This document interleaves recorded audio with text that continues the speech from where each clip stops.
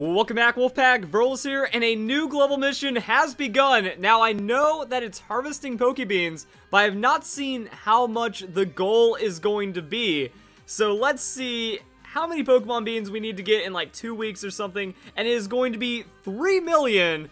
And in just a couple of hours, we are already 1/10 of the way there. Now, as always with these, we kind of saw it with the egg hatching that, it starts off pretty late in the day. So at 0 UTC on a school day, no less, we've kind of seen it before that it starts out kind of slow, and then it'll get like 5 times that initial amount or something ridiculous like that. We could hit this goal on the first day if everyone really comes together, and also, it doesn't add up all the game syncs that, someone could have already gotten 50 or 100 Pokebeans by now, but not have done the game sync, so that could also restrict it. And for people that don't know about the Pokepelago skip, there's only going to be like a 30 potential for a day or something, so there is a bit of a limitation, but I would have expected more than just 3 million. I was thinking to myself, like, it has to be 10, because they've done some really silly stuffs, and unfortunately, it just gets, like, easier every time. That this one, remember Find Pokemon using an island scan? That's with their special codes. So if you don't have their special codes, it makes it even harder.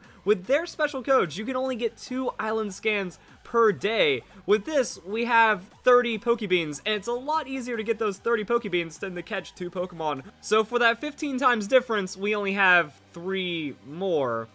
I don't think there's that many people that have stopped playing Pokemon Sun and Moon. I mean, anyone could come in, get 30, and then just not play for the day. Like, even if you're out of Pokemon, one of these things where, again, no excuse. That I can understand hatching eggs, that you need to get the breeding parents, and you might have to, like, kind of set it up a little bit, and then hatch the eggs or something. Battle, like, all the other ones actually take a little bit of effort. With Harvest Pokebeans, it'll take less than a minute to get 30, and then you're done, and then we have, like, a couple 100,000 people do that just once, and then that's going to be 10 mil right there. And we're going to see how this ends up developing. So what I did do was go onto the Pokemon Global Link. This is actually how I found it out. I wanted to go and look up some Pokemon like usage stats just to kind of get some comparisons and see where the metagame was going. And I saw Harvest Pokebeans has begun, so the mission cropped up, and I didn't click on it. I wanted to kind of stay surprised, see how much they wanted, but only 3 million. So this is kind of what they're going to say. Pokepelago is where you'll find Pokebeans in the greatest abundance. Every day, Pokebeans fall from the beanstalk at Isle of Beans. Where you develop the island, more Pokebeans will fall every day.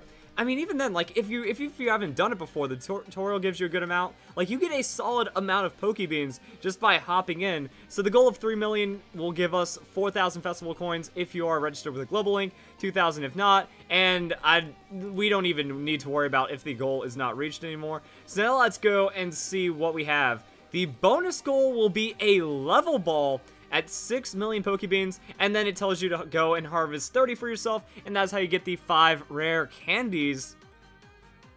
I mean, at least they want a max day, but again, like, that's all you have to do. That's the minimum. So if we get, 100,000 people doing that, that's just going to be 1 day entry, and then the mission's done. Now, doubling that to 6 million, I don't see that being difficult, because I could see us easily getting like 1 million Pokebeans a day for like the entirety of the event. So, giving us a free level ball, giving us a free double on that, I wanted to see something that was a challenge. Like, those first 2 were pretty much impossible, and then it was just super easy from there. So I still have no idea what the Pokemon Global Link is trying to do when setting up these events and stuff. But now let me go and show you guys if you want to, like, go super try hard. I don't even know. Like, I could understand if it was a higher kind of global mission requirement that we might need to try hard or we might need to do something. But with 30 Pokebeans, you don't even have to go in multiple days. All you have to do is you go up here, you hit Pokepelago, and then it's done. Now, one really weird thing is that people still don't know that all you have to do is hold down your stylus and you'll be able to automatically gather Pokebeans. I literally saw a comment like 1 or 2 days ago saying, oh, thank you for the video where you say that. Yeah, like, you just drag it.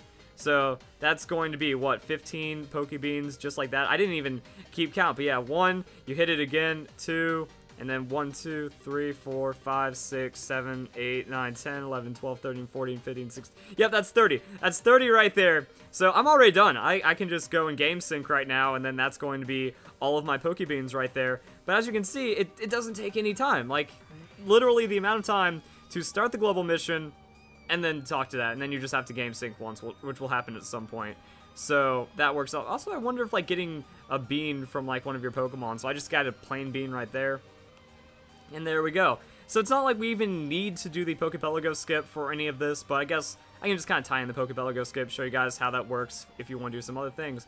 And since I haven't been to Isle of Beans in a while, I get all kinds of Pokebeans. Actually, I'm not even sure if I have the numbers correct. Is it 30 beans a day or more than that? It might be up to 60. I don't know. I remember just kind of tapping on this for a while, even day after day. Now let's go and talk about the Poképelago skip. So pretty much what you can do is you can use the Poképelago by changing your DS time and actually have it skip ahead a full cycle, or actually like an infinite amount of time. That can help you out with multiple things, such as getting bean refreshes, having instantly berries growing. So I'm just going to go and do that. Let's just go and grow one berry. So that cherry berry will be grown instantly. You can also go out and do some exploration, and this is really good if you want to try to farm gold bottle caps or any evolution stones. So let's go and get that set up. So I'll just do the rare treasure hunting. It's also like a good money-making method as well, that if you get some of the really pricey items, it starts to add up over time. And then this is going to be the big one. The new fastest way of getting a Pokemon to level 100 is going to be through the Poképelago skip method, because you get about 30,000 experience every 2 to 3 minutes, which beats the Beware method, it beats the Elite Four, and it kind of beats all that. Also, it's really good for EV training, that you can just kind of put in a Pokemon for max amount of time, then you can max out a stat in an EV in less than 3 minutes, so you can get your EV training done really quickly. Also, it gives you very precise EVs, so as long as you have everything maxed out, you should be good to go. Now, egg hatching is also the same, but it does not work on Pokemon friendship. Since an infinite amount of time passes, the Pokemon will be mad at you and start losing friendship as well. And that's kind of like just one of the weird quirks about this. Now, also, you can use the skip to get more beans to develop the Isles. So I recommend, you do Isle of Beans first, then you can buy and develop the Isles and kind of go from there. So what you do is once you have all the Pokemon in and everything set up, you back out, you save the game, and then that's when you can go into your DS. So you go to the system settings, and I don't understand. I still see comments on some of my older videos talking about the Poképelago skip or anything I do that, saying that my video is clickbait or I'm wrong and that's been patched. It hasn't been patched. I'm just going to show you guys this right here. I don't understand how people can screw it up, but it's pretty simple. You just need to have the right time. So you go into other settings, you go into date and time, you make sure that the date is at 1/31, and then 2017. It has to be the year 2017. It's kind of crazy that just skipping ahead a day won't do anything. The Poképelago doesn't care about that, and then it locks you out of all time-based events. So make sure you have any kind of time-based events. Like if you're going to plan on using a rare kitchen, anything in the festival plaza, finding the respawning rare candy on Melee Island, anything time-based in the game, make sure you get that out of the way before doing this, because it will lock you out of time-based features for a bit.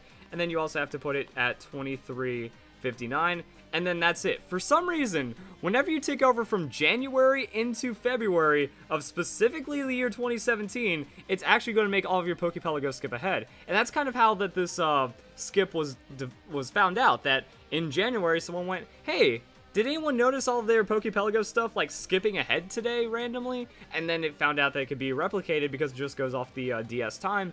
And I think it was found like a little before that. Sometimes people have really wonky times on their DS. And then this hidden part of the game was just kind of unveiled one day as all that happened. Then you can use it for all kinds of crazy benefits. So I guess also, since an infinite amount of time passes, this is going to give you the maximum amount of beans that the tree can hold. Because again, I still don't know the numbers exactly. I looked on Serbia, I looked on Bulbapedia, and it doesn't really tell you how many beans happen per day, depending on the Isle and the level up and stuff. But I know that it can store a pretty crazy amount overall. So if you haven't done it in a while, you can just go and collect and collect and collect and collect. And 20 beans can be on the ground as well. So just like that, I've done this event several times now, and that would have been the time of like hatching a couple of eggs or going out and doing like an island scan for 1 or 2 Pokemon. So you're already done. Like, just talk to the lady, do your beans, and then it's good. And as you can see right here, the berries have grown, and this has completed. And if I had any Pokemon, I could do the leveling up as well. So it's not yet patched, and we've been through one game update and several DS updates, so it doesn't seem like this is being patched at all. And that's kind of all that there is to it. So yeah, I really don't know what to make of the global mission. At first, when you look at it, catching 100 million Pokemon and then doing 1 million island scans, I felt that it was all a little too late. That, with the catching those Pokemon, that was already like a month or a couple weeks after the game had already been out. So people naturally playing through the game that could have contributed by catching, dozens or hundreds of Pokemon throughout their entirety of the playthrough, that was all missed right there. Same for the island scan, that I'd already caught all the island scan Pokemon I cared about by the time the mission came out, because it's like we have 2 weeks for the event, 2 weeks off, and then 2 weeks on. So in that 2-week downtime, we missed a lot of stuff, and then they went from like impossible to now here's 4,000 festival coins every month, which is pretty much what these have turned into. And I don't know, I wish the Pokemon Company would say something if these were supposed to be a challenge, if it was anything like that. Like, I just did my 30 Pokebeans, that's 5 free rare candies for free. Just like that. So I got my rare candies now. So yeah, you get 5 rare candies, a Kurt Ball, and 4,000 festival coins every month by doing minimal participation and minimal effort for these events. And it doesn't feel like the community is really coming together. That everyone just kind of hops on, does it, like, doesn't even care about, you know, you don't have to grind, you don't have to work. In those other ones, like the Island Scan ones, I tried to do that every day because I knew every little point counted. But with this, in the last couple ones, they didn't really count. That with the egg hatching, a lot of people were already breeding, and they didn't really need to try hard to go and smash the goal any further. Same with the GTS trading. So I don't know, this doesn't feel like a big community push, and then there's also not a lot of great things you can do with festival coins. Like the, Pokemiles. Pokemiles were way more useful. I could get PP ups. I could get all kinds of useful items. And back before heart scales could be purchased in game, you know, that was a big one as well. You could get rare candies. But with the festival coins, I now have 20,000 festival coins that don't really do anything. I guess the only thing that you could really spend them on is just like spamming haunted houses. But even then, I'd rather just be able to spend, like, you know, a couple hundred, buy a PP up, or spend 1,000 and get a PP max, and then have something competitive to make out of it. Also, with the bottle cap exploit, I guess this is good for, like, kind of buying bottle caps, since what you can do is you can replace, get a 2-star treasure hunt, and then that automatically gets you a bottle cap for, like, 150 festival coins. But after you get so many bottle caps and gold bottle caps from the Poképelago skip, it just doesn't seem like there's anything useful that you can get out of the Festival Plaza once you have an insane amount of caps. I mean, I guess you can do the rare lunches and the buffets and stuff and give your Pokemon levels, but you're not always constantly trying to get Pokemon to level 100, and if you could buy rare candies, it's effectively the same thing without limits. So, I don't really know what to say about this. It was a cool idea, but now that we just have, like, such an overflow, and the lottery shops can only be done once a day, and you can't buy any tickets, I wish there was a better way, and hopefully this happens in, like, the sequel version, that you can directly convert festival coins into useful items instead of these gimmicks and these neat things, because while they do make the game a little better, I feel that it's kind of similar to the hyper training, or super training, yeah. The EV training for the super training, that super training, while it was fun, it took longer and it was less efficient than regular EV training. This is the same. That for the most part, if you want to give your Pokemon like EVs or do all these weird things for friendship and then gain levels and stuff, the amount of time that takes to get those festival coins outside of a global mission doesn't really make it worth it. And then we get like all these random items and sets and silliness, and I just don't think it adds up. It was cool, but not enough people are kind of going into it, and that's kind of all there is to it. So, hope you guys enjoyed the video. Hope you all have a nice day. There's just some, like, strangeness going on for the GTS, and even, like, the evolution of this. Like, you know, catch a lot of Pokemon was 1,000 festival coins, and now it's been 2,000 cents, and, like, we just get them for free. So, if you guys enjoyed the video, hope you all have a nice day. This whole global mission thing be crazy. So, thank you very much for watching.